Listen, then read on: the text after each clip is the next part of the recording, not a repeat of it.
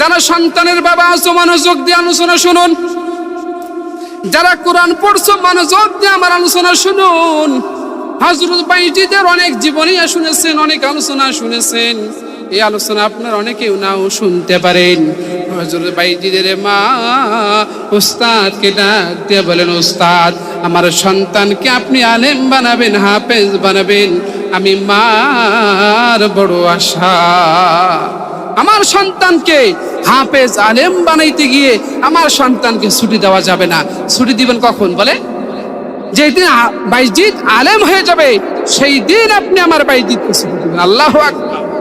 মা অনেক বড় আশা, হযরত বাইজিদকে একজন আলেম বানাবে। জোরে বলেন কি বানাবে ভাই? এই ছোট্ট বাচ্চারা মনোযোগ দিয়ে শোনো।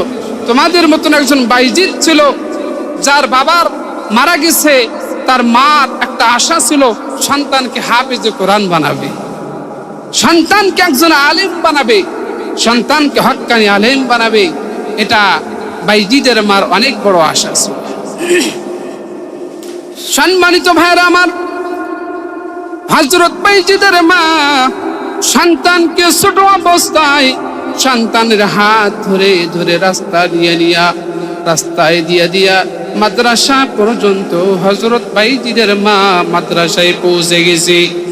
মাদ্রাসার যিনি বড় হুজুর ছিলেন, বড় হুজুরকে ডাক দিয়ে বলেন, হুজুর আমার সন্তানকে আমি আপনার মাদ্রাসায় ভর্তি করানোর জন্য নিয়ে আসলাম। আমার সন্তানকে আপনার একটা কাজ হবে, আমার সন্তানকে একজন হাফেজ বানাই দিবেন, আমার সন্তানকে একজন আলেম বানাই দিবেন হুজুর, আমার সন্তানকে আল্লাহর ওলি বানাই দিবেন। তবে শর্ত হলো হুজুর আমার বাইজিদ ছোট্ট, আমার বাইজিদ আমাকে অনেক বড় ভালোবাসে, বাইজিদ আমাকে মাকে বড় ভালোবাসে, মহব্বত করে। ও হুজুর বাইজিদ যদি কখনো আমাকে দেখার জন্য আপনার কাছে ছুটি চায়, আপনি ছুটি দিবেন না।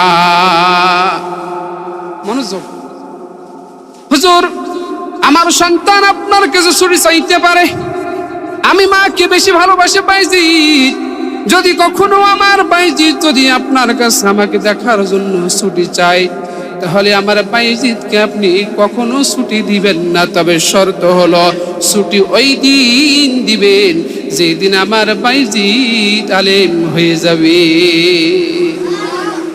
যারা সন্তানের বাবা আছো মনোযোগ দিয়ে আলোচনা শুনুন। যারা কোরআন পড়ছো মনোযোগ দিয়ে আমার আলোচনা শুনুন। হযরত বাইজিদের অনেক জীবনী শুনেছেন, অনেক আলোচনা শুনেছেন। এই আলোচনা আপনার অনেকেও নাও শুনতে পারেন। হযরত বাইজিদের মা উস্তাদকে ডাক দিয়ে বলেন, উস্তাদ আমার সন্তানকে আপনি আলেম বানাবেন, হাফেজ বানাবেন, আমি মার বড় আশা। আমার সন্তানকে হাফেজ আলেম বানাইতে গিয়ে আমার সন্তানকে ছুটি দেওয়া যাবে না। ছুটি দিবেন কখন বলে? যেদিন বাইজিদ আলেম হয়ে যাবে সেই দিন আপনি আমার বাইজিদকে ছুটি দিবেন। আল্লাহু আকবার। আর আমরা তো অভিভাবক আসছি, কিছু হলেই সন্তানকে ছুটি নিয়ে বাড়িতে নিয়ে যাবে। কথা বলেন ঠিক কিনা? একজন সন্তান যখন ঘন ঘন বাড়িতে যাবে, তার যে একটা পড়ার একটা চর্চা থাকে, পড়ার যে একটা ধারাবাহিকতা থাকে, এটা তখন থাকে না। কথা কি বুঝা গেছে? প্রিয় ভাইয়েরা আমার, হযরত বাইজিদ তার মা মাদ্রাসায় ভর্তি করে দিয়ে গেলেন। বাইজিদ মনোযোগ দিয়ে মার আদেশ পালন করে, উস্তাদের খিদমত করে, মাদ্রাসায় সুন্দর করে লেখাপড়া করে। অনেক দিন হয়ে গেল, বাইজিদের বাবা মারা গেছে। বাইজিদ উস্তাদের কাছে এসে বসলো। উস্তাদকে ডাক দিয়ে বলেন, উস্তাদ আমার মাকে বড় ভালোবাসি, আমার বাবা মারা গেছে হুজুর, আমাকে একটু আমার মাকে দেখার জন্য আমাকে ছুটি দিয়ে দেন। ছোট্ট বাইজিদ কান্না শুরু করে দিয়েছে। মাকে দেখার জন্য উস্তাদের কাছে ছুটি চায়।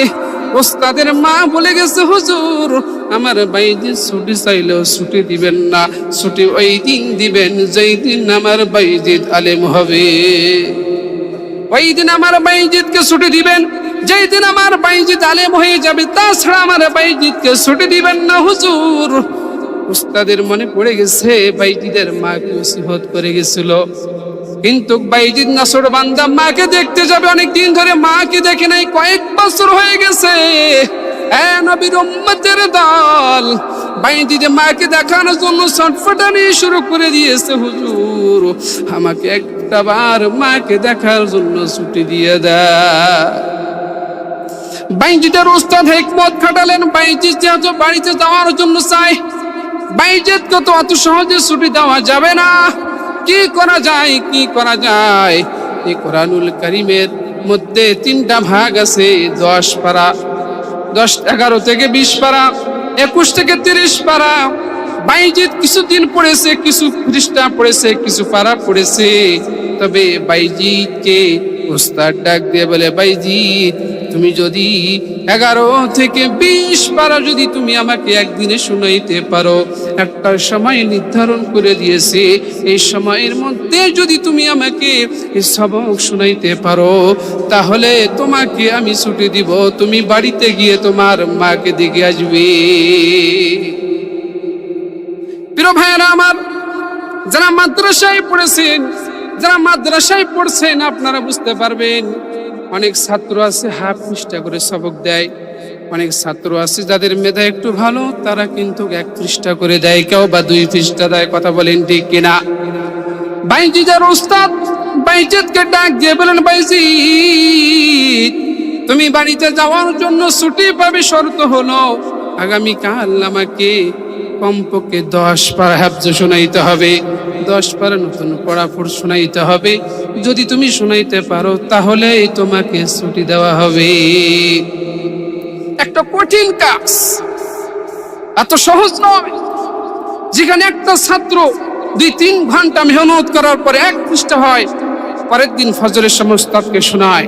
বাইজিদকে তার উস্তাদ শর্ত দিয়েছে, 10 পারা তোমাকে শোনাইতে হবে। এরকম একটা শর্ত, কঠিন শর্ত বাইজিদকে তার উস্তাদ দিয়েছে। বাইজিদের উস্তাদ মনে করেছে বাইজিদ এটা পারবে না, ছুটিও হবে না। কথা বলেন ঠিক কিনা? বাইজিদ এটা পারবে না, ছুটিও হবে না। পরের দিন উস্তাদ ফজরের সময় সবক নেওয়ার জন্য টেবিলের মধ্যে বসেছে। হযরত বাইজিদ কোরআনুল কারীম বুকের মধ্যে করে নিয়ে হুজুরের সামনে টেবিলের মধ্যে রেখে দিয়েছে। বাইজিদ পড়া শুরু করে দিয়েছে, আউযু বিল্লাহি মিনাশ শাইতানির রাজীম, বিসমিল্লাহির রহমানির রহিম, ইয়াতাযিরুনা ইলাইকুম ইযা রাজা'তুম ইলাইহিম কুল লা তা'তাযিরু। এরকম করে 11 পারা শুরু করে দিয়েছে। 11 পারা শোনাইছে, 12 পারা শোনায়, 13 পারা শোনায়, 14 পারা শোনায়। এইভাবে করে করে বাইজিদ এক বসানে ওস্তাদের কাছে 10 পারা শোনাই দিয়েছে। বাইজিদ যেহেতু শর্ত পূরণ করেছে, ওস্তাদ কথা দিয়েছে বাইজিদকে ছুটি দিতে হবে, বাইজিদকে ওস্তাদ ছুটি দিয়েছে। হযরত বাইজিদ ছোট্ট মানুষ, দূরের পথ, রাস্তার মধ্যে ভ্যান গাড়ি ছিল না। বাইজিদ রাস্তা ধরেছে মাকে দেখতে যাওয়ার জন্য। আল্লাহু আকবার। প্রিয় ভাইয়েরা আমার, হযরত বাইজিদ বুস্তামি রাহমাতুল্লাহি আলাইহি ছোট্ট মানুষ, মাকে দেখার জন্য পথ ধরেছে, মাকে দেখতে যাবে। মনে বড় আনন্দ, মনে বড় খুশি। বাইজিদ হাঁটতে হাঁটতে যখন গ্রামের মধ্যে পৌঁছে গেছে, তখন গভীর রাত হয়ে গেছে। দূরের পথ, মাদ্রাসা থেকে বাড়ি অনেক দূরের পথ। বাইজিদ যখন গ্রামের মধ্যে পৌঁছে গেছে, যখন তার মাকে দেখার জন্য গ্রামের মধ্যে পৌঁছে গেছে, গভীর রাত হয়ে গেছে। সব মানুষগুলো ঘুমাইছে, নিঃশব্দ নিরিবিলি, কেউ জাগনা নাই, কেউ জেগে নাই। ছোট্ট মানুষ বাড়ির মধ্যে ঢুকে মা ঘরের ভিতর দরজা লাগাইয়া ঘুমাই গেছে। হযরত বাইজিদ বুস্তামি রাহমাতুল্লাহি আলাইহি মাকে ডাক দেওয়ার জন্য কিতাবের ভিতরে এসেছে। বাইজিদ বুস্তামি ডান হাতটা দরজার মধ্যে রেখে মা বলে ডাক দিয়েছে। আল্লাহু আকবার। মা, ও মা, আমি তোমার বাইজিদ মাদ্রাসা থেকে তোমাকে দেখার জন্য এত দূরের পথ পাড়ি দিয়ে মা গো আমি বাইজিদ ছোট্ট বাইজিদ তোমাকে দেখার জন্য আসছি মা। ছোটতে বাবাকে হারাইছি, বাবার আদর পাই নাই, বাবার মহব্বত পাই নাই মা গো। আমি বাইজিদ তোমাকে দেখার জন্য অনেক দূরের পথ হেঁটে হেঁটে আমি তোমার কাছে এসেছি মা। বাড়ি থেকে আমি বাইজিদ বাড়িতে আসছি তোমাকে দেখার জন্য মা। দরজা খুলে দাও। বাইজিদের মার ঘুম ভেঙে গেছে। বাইজিদ বাহির থেকে মা মা বলে ডাক দেয়। বাইজিদের মা বলে কে? বাইজিদ বলে মা আমি তোমার বাইজিদ। বাইজিদ বলে মা গো আমি তোমার বাইজিদ। মা গো দরজা খুলে দাও, তোমাকে একটা নজর দেখবার চাই মা।